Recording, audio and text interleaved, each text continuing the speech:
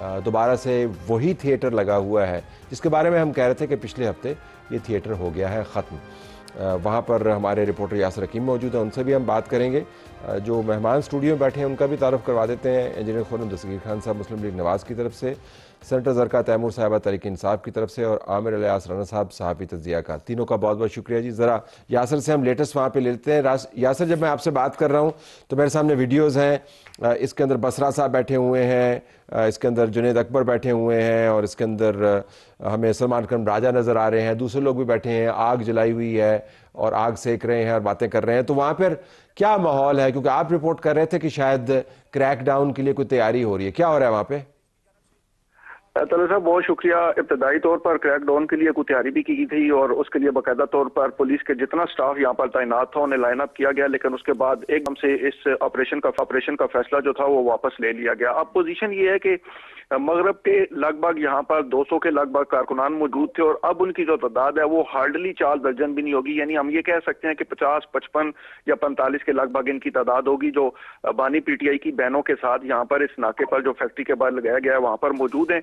और उसके दरमियान पुलिस ने अपनी एक रुकावट लगा रखी है जालीदार आयरन की बनी हुई। उसकी दूसरी जानिब पुलिस की एक बड़ी तादाद जो है नफरी वो यहाँ पर मौजूद है।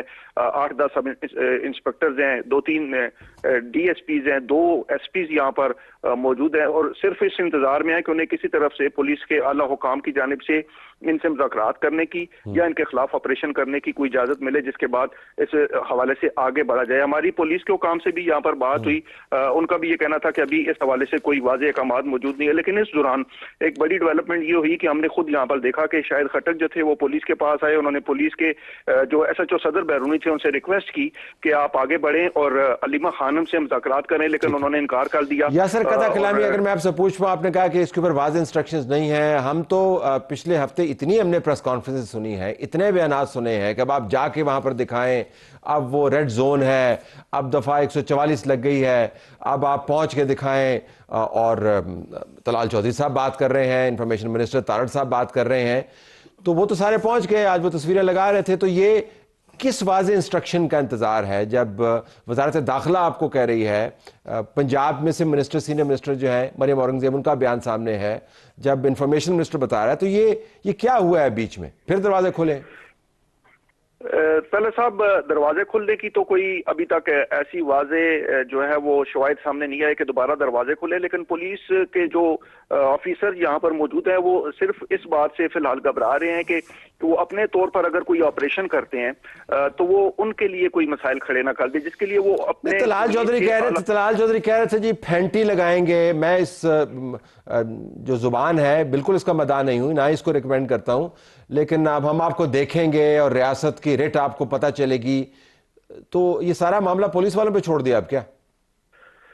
बज़ाहिर लगता है ऐसा ही है। हम भी खुश थे कि बल्कि शायद आप ही के प्रोग्राम में मैंने ये बात बताई भी थी कि पुलिस वाले अब ये समझते हैं कि रियासत के इन बयानात के बाद वो खुद को भी रियासत का अब एक हिस्सा समझना शुरू हो जाएंगे, क्योंकि उनके साथ गुज़िश्ता तकरीबन 1 साल से जो रवैया यहाँ पर अपनाया जा रहा था वो खुद को लावारिस समझते थे कि स्टेट उनके साथ खड़ी नहीं, और वो स्टेट का एक टूल होने के बावजूद या स्टेट का हिस्सा होने के बावजूद कुछ भी नहीं कर पाते और कानून की अमलदारी कायम नहीं हो पाती। आज काफी उम्मीद थी कि पुलिस यहाँ पर कानून की अमलदारी जो है वो कायम करेगी, लेकिन पुलिस को इस हवाले से अहकामात नहीं मिले। और अब की ताज़ा तरीन सूरत हाल भी आपको बताता चलूँ कि 2:30 बजे के करीब अलीमा खानम अपने कारकुनान के हमरा यहाँ पर पहुंची थी और उन्होंने फैक्ट्री नाका के बाहर अडेला रोड पर 3 बजे के लगभग धरना दिया था, जो धरना अब तक जारी है। और यहाँ पर जिस जगह पर यह धरना दिया है, ट्रैफिक रुकी हुई है, ट्रैफिक रुकी हुई है, वन वे है, यहाँ पे क्या है? ट्रैफिक रुकी हुई है, ट्रैफिक बंद है।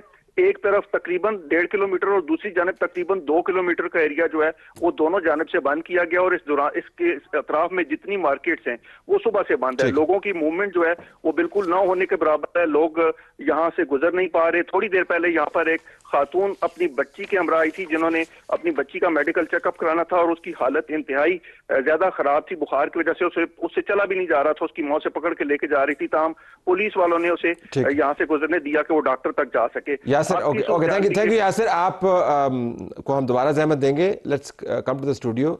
खुर्रम साहब की हुकूमत की पॉलिसी, और अगर आप पॉलिसी के गोल्स और जो अहदाफ हैं उनको बयान करने के बावजूद उनके ऊपर अमल दरामद नहीं कराते, तो क्यों आप अनाउंस करते हैं देखेंगे जी क्या होगा? तो कुछ भी नहीं हुआ, Same thing that happened last week.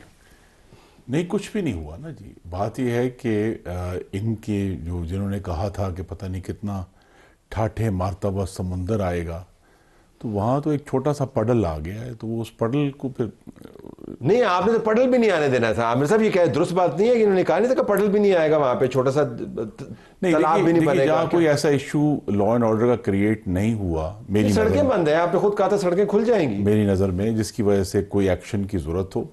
बाकी वहाँ जो लोकल इंतज़ामिया है, आई थिंक जो जिनके बयानात आपने कोट किए हैं, वो बेहतर तौजीह दे सकते हैं एक्शन क्या हुआ।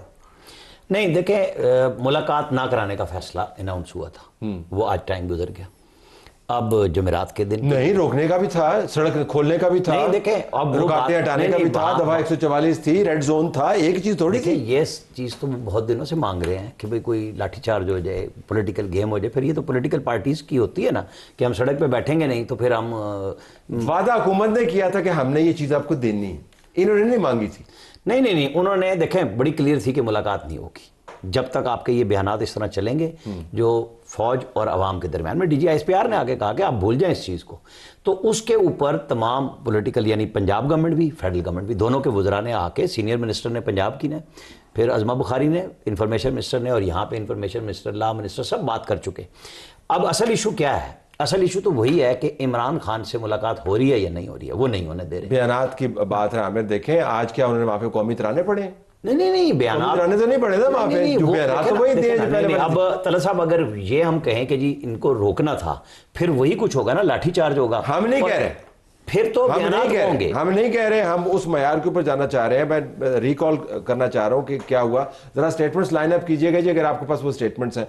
जरा मैं सेनेटर साहब से बात करूं तो आपकी पार्टी के लिए तो अच्छा है, हर हफ्ते 2 दिन आपका शो, जुमेरात को भी आपका शो होता है, मंगल को भी। Are you happy with this media publicity? यही चाहते हैं आप? नहीं, बिल्कुल भी नहीं जी। देखिए, बात सुने, हुकूमत बहुत ताकतवर होती है, और हुकूमत, मुल्क माँ है तो हुकूमत भी तो माँ ही है ना। तो ऐसे जब आप, जो बड़ा हाथ होता है ना, जो ऊपर वाला हाथ होता है, वो देने वाला हाथ होता है। तो मुल्क सबका है, ये तो नहीं है ना कि मुल्क एक पार्टी का है, सबका मुल्क है, सब ने इसको आगे लेके चलना है। तो अब जो हमारे अंदरूनी खारजी हालात है, हमें सुलह रहमी से काम लेना चाहिए। खान साहब की मुलाकात करा दें। मैं तो कहती हूँ, देखिए मैं तो डॉक्टर हूँ, हम तो मरहम पट्टी का काम करते हैं। मैं तो कहती हूँ जो लोग हमारे उमर सरफराज चीमा, एजाज चौधरी, डॉक्टर यास्मीन राशिद, बुजुर्ग लोग हैं सर, मेरी क्यों नहीं जाते? वैसे मैं वैसे यही जानना चाह रहा हूं। मेरी गुजारिश ये है कि इन लोगों को आप रिहा करें, खान साहब से मुलाकात कराएं, डिफ्यूज करें सिचुएशन को। ये तो बड़े एक्सपर्ट हैं डिफ्यूज करने में। खुर्रम दस्तगीर साहब और इनकी पार्टी, इन्होंने बड़े बड़े मुश्किल मराहिल डिफ्यूज किए हैं, मैंने खुद देखा पिछले 3 सालों में भी। तो इसको डिफ्यूज करें, इसको हैंडल करें, लोगों को सांस लेने की गालियां नहीं रुकती हैं आपके। आज आपका एक सेनेटर है जिसने अपने सारे ट्वीट डिलीट किए, आपके साथ बैठते हैं ना वो, और वो ऐसी जुबान है कि जो आप ना सुन सकते ना चला सकते हैं। आप पार्टी अपनी मीटिंग के अंदर भी नहीं चला सकते। अब ये आप गालम गलोच बंद नहीं करते, सुलह रहमी की बात करते हैं। आई एम नॉट सेइंग कि you are responsible for that. नहीं, मकसद ये है ना जी कि ताली दोनों हाथों से बजती है। अगर एक हाथ बीच में से बड़ापन दिखाए तो हो सकता है हैंडल। ऐसी कौन सी बात है? देखिए, कौन माई का लाल है जो इतनी बड़ी हुकूमत के आगे खड़ा हो सकता है? आप मुझे बता दें, कोई है ऐसा? कोई ऐसा नहीं। आप तो कहते हैं आप खड़े हैं। पॉलिसी जो असल चेंज करनी है ना, वो क्या चीज, जिस पर ये बजिद हैं और बानी चेयरमैन बजिद हैं, उन्होंने किसी और सियासी जमात से बात नहीं, वो तो नहीं करनी उन्होंने। जब नहीं करनी तो फिर यही वतीरा जो है जारी रहेगा कि इनकी जो बैरून मुल्क मीडिया की चलने वाली जो बहुत ही जहरीली कैंपेन्स हैं, जो बराह रास्त फील्ड मार्शल को टारगेट करती हैं, उनके ख़ानदान को टारगेट करती हैं, हुकूमती अमायदीन को टारगेट करती हैं, उनको 1971 के मामलात से जोड़ती हैं। वो अभी तक वीडियोस उनके हैं उस टाइमलाइन के ऊपर। तो लिहाजा इनको भी इस पर गौर करना है कि इन्होंने अपने आप को एक एंटी रियासत पिंजरे में कैद कर लिया है, जिससे वो बाहर आने के लिए तैयार नहीं है। जिस तरह अभी वो अडियाला के बाहर एक पिंजरे में कैद है ना जी, वो आगे वहां बैठ गए।